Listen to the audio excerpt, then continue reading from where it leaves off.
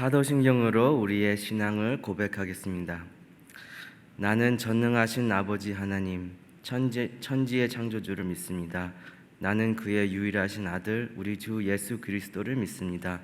그는 성령으로 잉태되어 동정녀 마리아에게서 나시고 본디오 빌라도에게 고난을 받아 십자가에 못 박혀 죽으시고 장사된 지 사흘 만에 죽은 자 가운데서 다시 살아나셨으며 하늘에 오르시어 전능하신 아버지 하나님 우편에 앉아 계시다가 거리로부터 살아있는 자와 죽은 자를 심판하러 오십니다. 나는 성령을 믿으며 거룩한 공교회와 성도의 교제와 죄를 용서받는 것과 몸의 부활과 영생을 믿습니다. 아멘. 찬송가 377장을 함께 찬양하시겠습니다. 찬송가 377장입니다.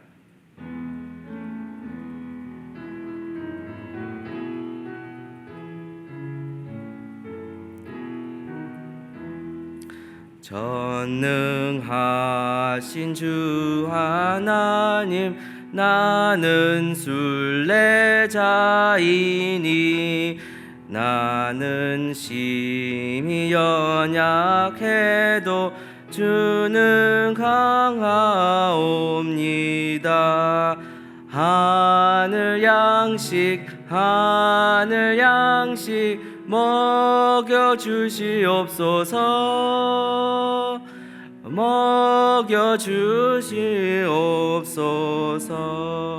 수정 같은 생명수를 마시도록 하시며 불과 기둥으로 나를 인도하소서. 나의 주여 힘과 방패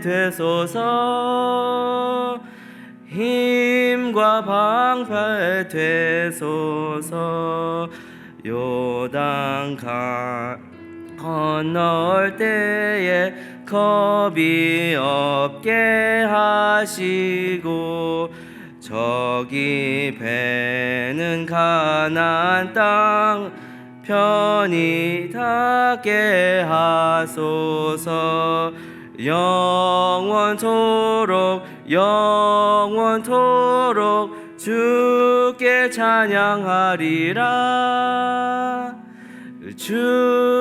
찬양하리라. 아멘.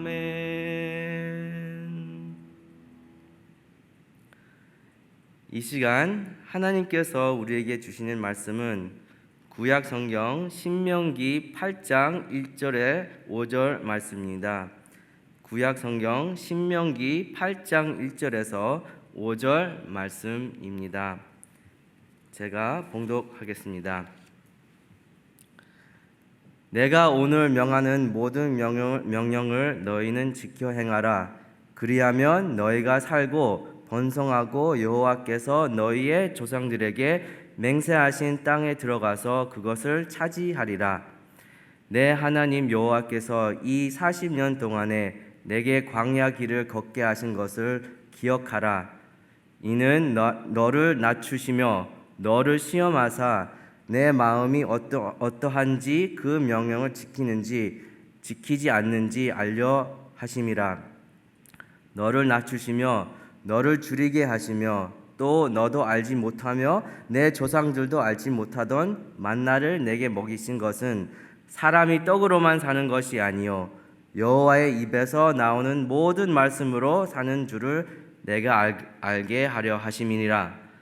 이 40년 동안에 내 의복이 헤어지지 아니하였고 내 발이 부르트지 아니하였느니라. 너는 사람이 그 아들을 징계함 같이 내 하나님 여호와께서 너를 징계하시는 줄 마음에 생각하고. 아멘. 지난주 용인시 어느 사육장에서 곰 2마리가 탈출했습니다. 한 마리는 곧 잡혀 사살되고 넘어지 나머지 한 마리의 행방은 아직도 알 길이 없습니다. 뉴스에서 듣기로 이 곰들은 평생 사육장에 갇혀 민간요법에 쓰일 쓸개즙 등을 위해 키워지던 중이었다고 합니다. 이 일로 저는 영인 씨로부터 메시지를 계속 받고 있는데요. 우선 조심하고 혹시 이 곰을 만나면 바로 신고하라는 내용입니다. 이것을 볼 때마다 저는 어릴 때 들었던 곰을 만났을 때 해야 하는 일 같은 얘기가 떠올랐습니다. 미국에는 이런 농담 비슷한 이야기가 있는데요. 곰을 만났을 때 갈색이면 땅에 눕고 검정색이면 맞서 싸워라. 갈색은 사람을 해칠 수 있는 그리즐리 베어 같은 종류이니 조심해야 하고, 흑곰은 해볼만 하니 큰 소리를 내거나 몸을 크게 만들어 겁을 주어 쫓아보라는 뜻입니다. 이렇게 잘 알려진 지침들은 많은 경우 사실이고 또 종종 도움도 됩니다. 하지만 항상 100%의 해결책이 되는 것 같지는 않는데요. 관련된 예로 두 달 전에 콜로라도에서 사는 레이니 말라볼타라는 사람이 야생동물의 공격으로 아주 처참하게 죽었는데, 이분은 잘 알려진 산악인이었습니다. 산에 대해 그리고 야생동물들을 만났을 때 대처하는 것에 잘 훈련된 분이라고 할 수 있지요. 이분이 죽은 채로 발견되었을 때 목에 흑곰에 물린 상처가 발견되었다고 합니다.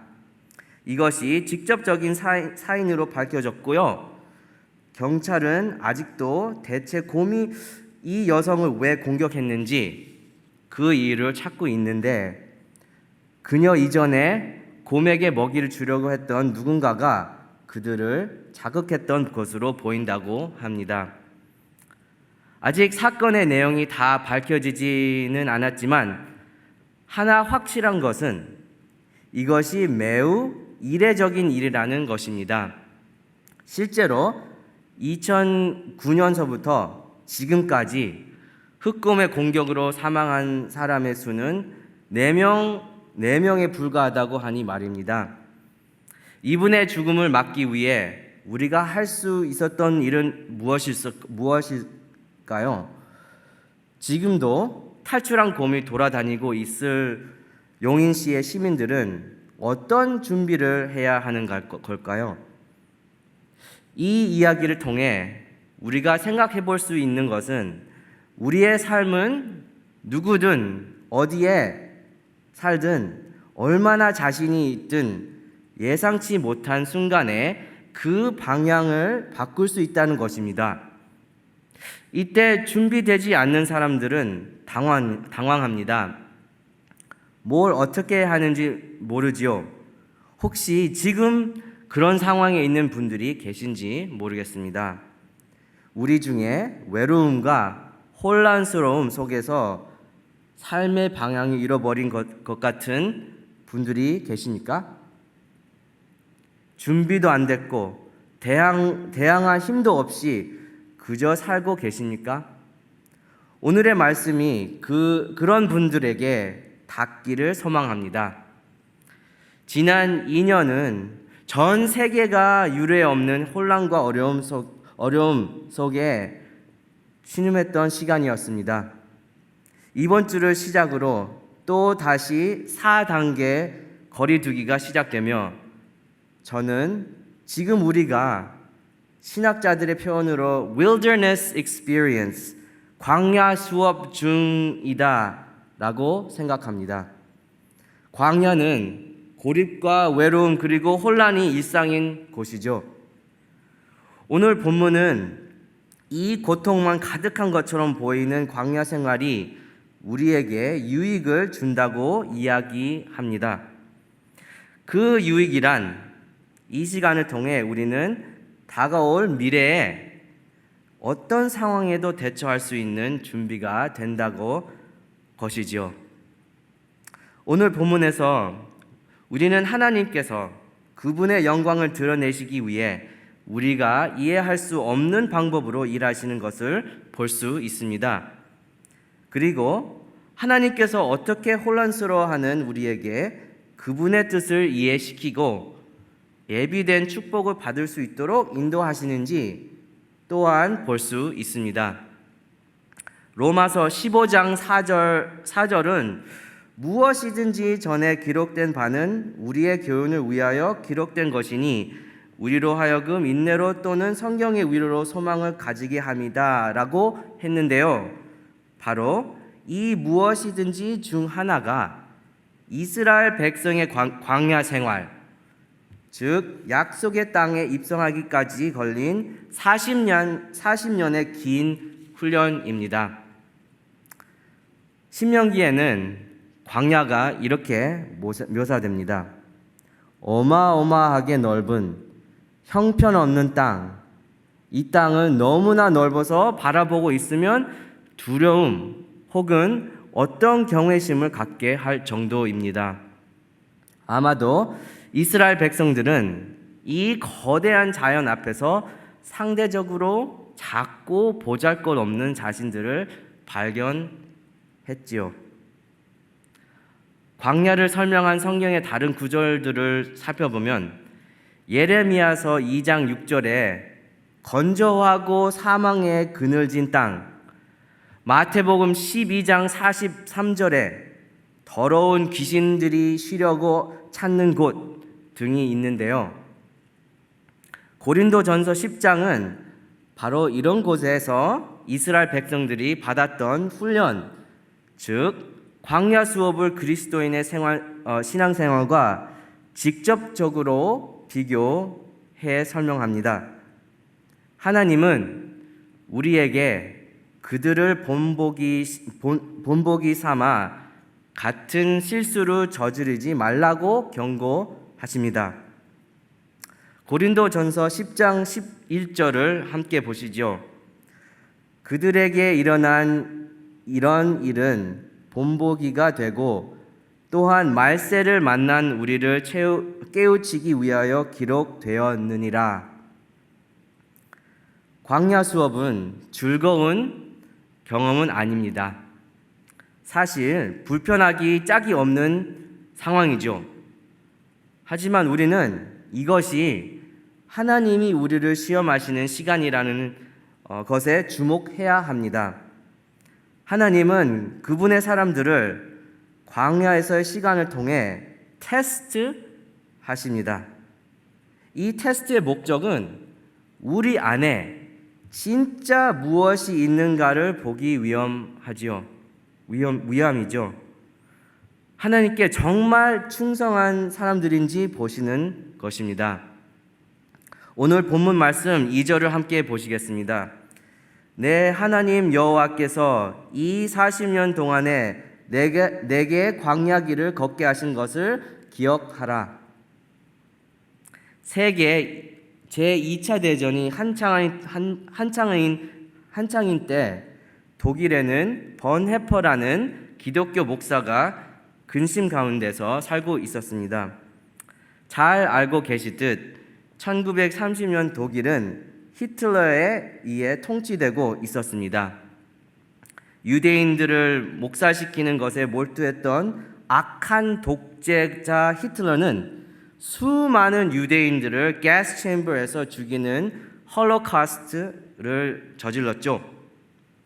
번헤퍼의 주변 사람들 역시 유대인 친구들은 물론 그들에게 조금이라도 온정을 베풀었던 사람들까지 모두 잡혀가 죽임을 당했습니다. 진짜 크리스티안이 였던 번헤퍼는 독일의 운명이 중요한 기로에 섰다는 것을 직감했습니다. 이웃을 대하는 독일인들의 태도가 미래의 이들의 나라에 미칠 영향을 생각했습니다. 그를 더욱 두렵게 했던 것은 교회와 스스로를 그리스도인이라고 부르는 사람들의 태도였습니다. 나치와 히틀러에게 충성을 맹세하고 지지하는 이들 중에는 심지어 그가 평소 존경해왔던 신학교의 교수들도 있었다고 합니다. 분명 많은 독일인들은 히틀러에게 속아 이런 일을 했을 것입니다. 하지만 심각한 경제 불황으로 미래에 대한 불안이 가득했던 독일에서 그 중에는 진심으로 히틀러를 독일의 구세주, 그들을 광야에서 구원해줄 사람으로 믿었던 사람들을 또한 있었습니다. 이 노골적인 우상 숭배의 악함을 분별한 본헤퍼는 결국 히틀러가 독일의 총통으로 뽑히자 바로 라디오 방송을 통해 나치 당의 악행을 알리고 반대하는 일을 시작합니다. 이 프로그램은 나치에 의해 바로 중단되었지만 본헤퍼는 이후 신학교와 집회를 통해 독일은 물론 동유럽에까지 진짜 복음을 전하는 일을 멈추지 않았습니다. 안타깝게도 그의 노력에도 불구하고 스스로를 크리스찬이라고 하는 많은 사람들이 하나님을 떠나 히틀러라는 힘과 욕심의 우상에게로 갔습니다. 예전 이스라엘 백성이 그랬던 것처럼 하나님의 충성 테스트에 낙제했습니다. 이후 본헤퍼는 히틀러에 반대했다는 이유로 죽음을 당했는데요. 그는 죽기 전 이렇게 얘기했다고 합니다. This is the end, and for me, the beginning of life. 여기까지가 끝이다. 하지만 나에게는 이것이 삶의 시작이다. 이 이야기에서 우리가 진짜 봐야 할 것은 하나님께서 광야를 통해 무엇을 하고 계신가를 의식하는 사람과 그렇지 않는 사람의 차이입니다. 히틀러를 지지했던 대다수의 독일인들은 삶에 대한 불안, 무엇을 먹을까, 무엇을 마실까, 무엇을 입을까에 집중했기에 그런 선택을 했을 것입니다. 그들은 광야의 이스라엘 백성들처럼 그때가 테스트의 시간이라는 것을 눈치채지 못했습니다. 그러나 한편에는 본헤퍼 같은 사람들이 있었습니다. 하나님의 테스트, 그분을 향한 충성을 확인하시는 광야 수업의 목표를 깨달은 사람들입니다. 비록 궁핍했고 고독했고 마지막 날에는 어둠 속에서 고통받아야 했지만 본헤퍼는 이 시간을 통해 인생의 우선순위를 바르게 재정비한 몇 안 되는 사람이었다고 저는 생각합니다. 곧 그리스도와의 관계를 삶의 최우선순위에 두는 사람 말입니다. 요즘 어려운 가운데 계신 분들이 있을 것입니다. 계속되는 전염병의 영향으로 안 그래도 복잡한 삶이 더욱 힘들어지고 있는지요? 관계, 일, 경제, 가족의 일인가요? 아님 하나님을 향한 믿음의 문제인가요? 혹시 지금 궁핍하고 고독한 어둠 가운데 계신가요? 이런 광야의 시간을 보내고 있는 저와 여러분을 포함한 모든 크리스천들이 말씀을 따라 해야 하는 일은 첫째로 이것이 하나님께서 우리를 테스트하시는 시간임을 기억하는 것입니다. 어떤 종류의 광야 훈련이든 이때의 하나님은 우리가 잠잠히 하나님의 말씀을 따르고 그분께 충성하는 가를 확인하시기를 원합니다. 새 언약 백성인 우리가 행함으로 구원에 이르는 것은 아닙니다. 하지만 이 광야에서 훈련된 끈기와 용기는 앞으로 우리 앞에 반드시 다시 찾아올 복잡하고 혼란스러운 삶의 문제들로부터 우리를 지킬 것입니다. 또한 이것이 우리를 향한 하나님의 테스트라는 것을 깨달을 때 우리는 하나님의 크고 깊은 계획에 우리의 삶을 맡길 수 있습니다. 실제로 교회 역사를 살펴보면 하나님의 이러한 계획을 깨닫고 일부러 사막과 같은 광야에 들어가 스스로를 시험해보는 사람들이 있었습니다. 자기가 정말 어디에 충성하는 사람인가를 확인하는 과정이었죠. 그리고 이 과정을 통해 많은 신학자들이 깨달은 것은 우리 삶에 꼭 필요한 것들이 그리 많지 않다는 것입니다.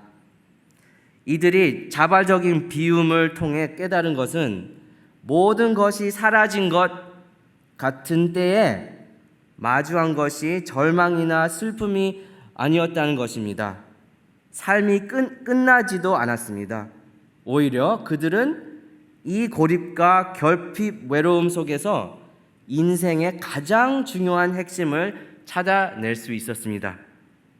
그리고 익숙한 통념과는 다르게 세상에 안락함이 없는 그 상태가 오히려 가장 중요한 그리스도와의 관계에 집중할 수 있는 염려와 근심으로부터 가장 자유한 시간이었다고 합니다. 수도승과 같은 삶을 살자는 말씀을 드리는 것은 아닙니다. 광야 훈련을 향한 우리의 관점을 바꾸면 그 안에서의 경험이 완전히 달라질 수 있다는 것을 말씀드리고 싶었습니다. 다시 세계 제2차 대전의 이야기로 돌아가면 이번에는 빅터 프랭클이란 의사이자 심리학자의 이야기를 함께 살펴보겠습니다. 이분 또한 나치에 붙잡혀 수용소에 들어가게 되었는데요. 이분은 이곳에서 두 부류의 사람들을 보았다고 합니다. 소망이 있는 사람과 없는 사람. 소망 가운데 있었던 사람들은 조음이 무시되는 처참한 수용소 생활 속에서도 하나님을 향한 믿음을 지켰습니다. 소망이 없었던 다른 그룹의 사람들은 하나님을 믿지 않았지만 언젠가 이곳을 벗어나게 되리라는 믿음 가운데 있었다고 합니다. 물론 이런 일시적인 희망이 사라지고 나면 그들은 아주 빨리 죽었습니다. 한때 유명한 은행장이었던 어떤 사람은 하루아침에 부와 명예를 잃은 그 사람은 수용소에 들어온 지 2주를 채 넘지 못하고 죽었다고 합니다.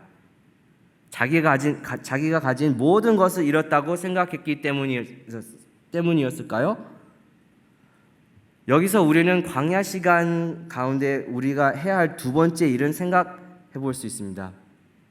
그것은 하나님께서 광야서의 시간 동안 우리에게 어떻게 하시는가를 기억하는 것입니다. 즉, 하나님이 우리의 삶의 궁극적인 공급자가 되시는 것을 기억하는 것입니다. 오늘 본문의 3절과 4절 함께 읽으시겠습니다. 너를 낮추시며 너를 시험하사 내 마음이 어떠한지 그 명령을 지키지 않는지 알려 하심이라. 너를 낮추시며 너를 줄이게 하시며 또 너도 알지 못하며 내 조상들도 알지 못했던 만나를 내게 먹이신 것은 사람이 떡으로만 사는 것이 아니요 여호와의 입에서 나오는 모든 말씀으로 사는 줄을 내가 알게 하려 하심이니라. 신앙생활하는 가운데 일이 잘 풀리면 우리는 종종 그 공을 우리에게 돌립니다. 우리의 노력으로 이런 성과가 나왔다고 생각하기 때문이죠. 쉽죠. 하지만 우리가 하나님의 말씀을 따라 그분을 섬기는 일에 열심을 내며 살아왔음에도 광야 생활이 시작되면 어떻습니까? 우리의 자연스러운 반응은 하나님을 원망하고 이런 어려움을 주신 하나님께 화를 내는 것입니다. 하지만 기억하십시오. 하나님께서는 그 시간을 통해 우리에게 바른 겸손을 가르치시고 하나님 안에서의 우리의 진짜 가치와 삶의 의미를 깨닫게 하십니다. 또한 하나님은 이 시간을 통해 우리가 누리는 모든 것이 하나님의 공급하심을 통해 왔음을 알려주기 원합니다.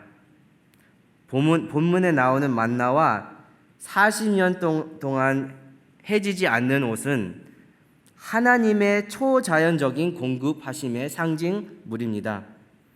하나님은 우리가 이것을 깨달아 육은 물론 영적인 건강도 함께 누리기를 원하십니다. 하나님은 우리에게 진짜로 필요한 것을 공급해 주시는 분입니다.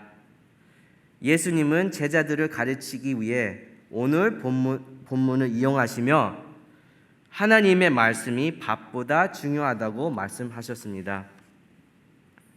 생명을 유지하기 위해 꼭 필요한 육의 양식보다도 중요한 것이 하나님의 말씀입니다. 이 안에 영생이 담겨 있기 때문입니다.